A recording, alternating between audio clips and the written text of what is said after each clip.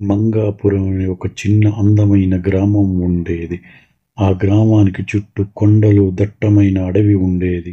ఆ ఊరిలో చాలా మంది పిల్లలు ఉండేవాళ్ళు. అందరూ 5-10 సంవత్సరాల మధ్య ఉన్నారు. అయితే గత కొద్ది రోజులుగా ఆ ఊరిలో పిల్లలు మిస్ అవుతూ ఉండేవాళ్ళు.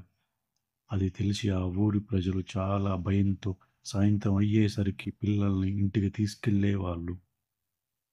అయితే ఒకరోజు ఆ ఊరి గ్రామ పెద్దలంతా ఒకరోజు సమావేశమై పోలీస్ స్టేషన్‌లో కంప్లెయింట్ చేద్దామని నిర్ణయించుకున్నారు. కానీ ఆ పోలీసు వాళ్ళు గూడా దానిని కనిపెట్టలేకపోయారు. పిల్లలు ఎలా మిస్ అవుతున్నారని. ఇది తెలిసిన డిటెక్టివ్ కుందన్ ఆ ఊరికి చేరుకుని అక్కడ పిల్లలు ఎలా మిస్ అవుతున్నారో ఎంక్వైరీ చేశాడు. కానీ ప్రతిరోజు అర్ధరాత్రి దాటిన తర్వాత ఎవరో ఆ గ్రామంలో సంచరించడం గమనించాడు ఆ డిటెక్టివ్ కుందన్. ఆ అదృశ్య వ్యక్తి ఆ ఊరికి సమీపంలో ఉన్న అడవిలోకి వెళ్తూ ఉండగా అతన్ని ఫాలో అవ్వసాగాడు డిటెక్టివ్ కుందన్.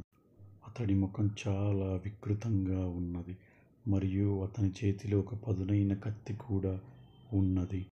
అతన్ని చూడగానే డిటెక్టివ్ చాలా ఆశ్చర్యపోతాడు. అతను ఎవరో కాదు, ఆ ఊరి డాక్టర్ సదానందం. ఆ డాక్టర్ బయట దేశస్థులతో చేతులు కలిపి ఆ పిల్లల్ని వాళ్ళకి అమ్మేవాడు. అప్పుడు డిటెక్టివ్ కుందన్ ఆ సైకో కిల్లర్ డాక్టర్ని అరెస్టు చేయించాడు.